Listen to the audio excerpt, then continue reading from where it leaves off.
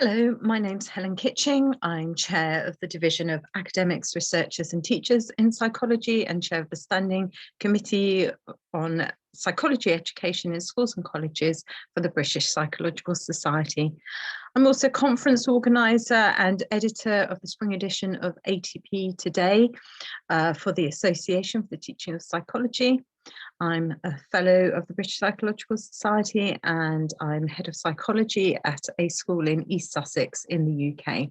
And I'm going to be talking about psychology education in the UK and a little bit about the professional associations that support us. All right, sorry. Here we go. Psychology is an incredibly popular subject in England. In 2021, we had 68,315 entries. That's an 8% increase on 2020.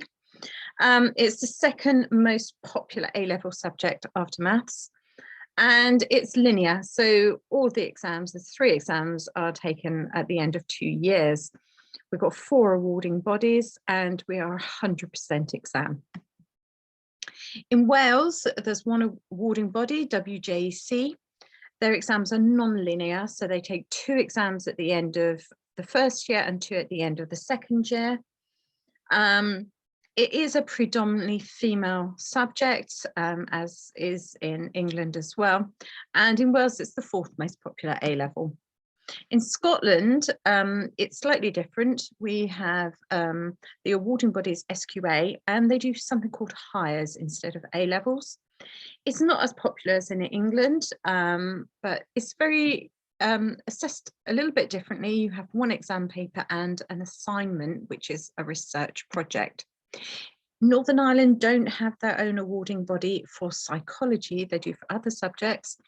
They're non-linear like Wales, which is why many of the schools and colleges who choose to teach psychology use the Welsh exam board for their specification. In terms of professional bodies, we have 2 main ones for psychology in the UK. And our first one is the British Psychological Society, and within that, the Division of Academics, Researchers and Teachers in Psychology is the division that really covers anything from psychology teaching, however far down the school, whether it's A-level or GCSE before that, or even further down through to postgraduate teaching. We have a publication called Psychology Teaching Review, and we publish pedagogical research, and we welcome submissions from all around the world. And we are interested in submissions from both academics working in universities as well as teachers in schools and colleges. We have an annual conference. This year we held it online. Unfortunately, we had to cancel last year because of COVID. And it was very well received this year. We hope next year to be holding it face-to-face in June in Belfast. I ran a series of transitions events across the 4 devolved nations in the UK a couple of years ago, because we rarely have time or the opportunity for colleagues from schools and colleges to speak to colleagues from higher education. And I think that dialogue is so important. It was very interesting, certainly hearing things from different perspectives.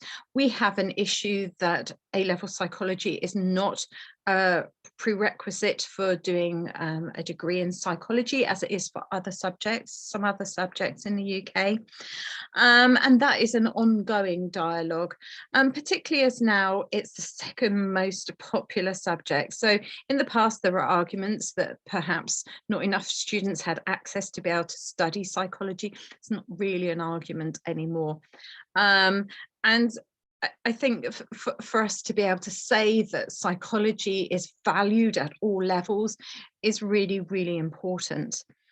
We found that mental health was a real issue, particularly students transitioning to university where they're suddenly considered as adults.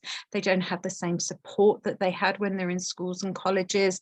You know, if they're having mental health problems, the onus is on them to get help. And actually these are young people who until very recently had a lot of support, and suddenly it's all changed, and we're looking at ways of actually changing that, making sure people don't drop through the cracks, and that the support is a bit more holistic and really works a little bit better. We also have the Standing Committee on Psychology Education in Schools and Colleges, SCOPESC, of which I'm also chair. And in SCOPESC, we look at anything before university right the way down. For example, we will liaise with awarding bodies, particularly around specification changes. We look at teacher training in psychology, and we've just published guidelines in excellence for teacher trainers in psychology, called the Initial Teacher Education Document, ITE. We also, I liaise with Ofqual, who is the body within the England for examinations, talking about how to best support teachers and students around COVID and issues with exams. We've also liaised with DART-P and ETB, which is the Education Training Board within the BPS, and the ATP, which is the Association for the Teaching of Psychology, to create a teacher's toolkit. This has a lot of generic, so it's not based but to an exam board, generic materials to help teachers. It's free at the moment, so feel free to go and have a look, see what's on there, and it's an ongoing thing that we're adding to all the time. The BPS also have the Research Digest, which is each week you can sign up to it. It's free. I get my students to do it. It's a great way to engage them. It's a great thing to do if you've got an after school club. And each week they, the editors there, summarize the most interesting current research in psychology, and they've got a massive archive as well, and it's a really great way to get students interested in psychology. The ATP, the Association for Teaching of Psychology, is the other professional association for supporting, this is specifically for supporting teachers in schools and colleges. It celebrated its 50th anniversary last year, and our motto is for the teacher, by the teacher, so it's all done by volunteers. We have a magazine that's published 3 times a year. I am editor of the spring edition. We welcome submissions from teachers and academics around the world. We have feature articles, we have teaching and learning articles. So, oh, I did this in my classroom, it worked really well. Those things are really welcomed by teachers. We also have a student corner where students can write about anything, really. And get themselves published. We've had psychology poems, we've had illustrations, we've had research, all sorts of things. We also have an annual conference. We were extremely lucky this year to be able to hold it face to face. I'm the conference organizer. I've been doing it for the last 9 years, and this was the most stressful year ever because it was so touch and go as to whether we'd be able to go face to face, but we managed it, and it really was wonderful. I had a friend who was a graphic artist come and cover the conference as well. That was a really lovely little extra that we did. And you can see in this picture here on the right, this is Jock McGinty, who is chair of the Association for the Teaching of Psychology. And that is it. Thank you very much for listening.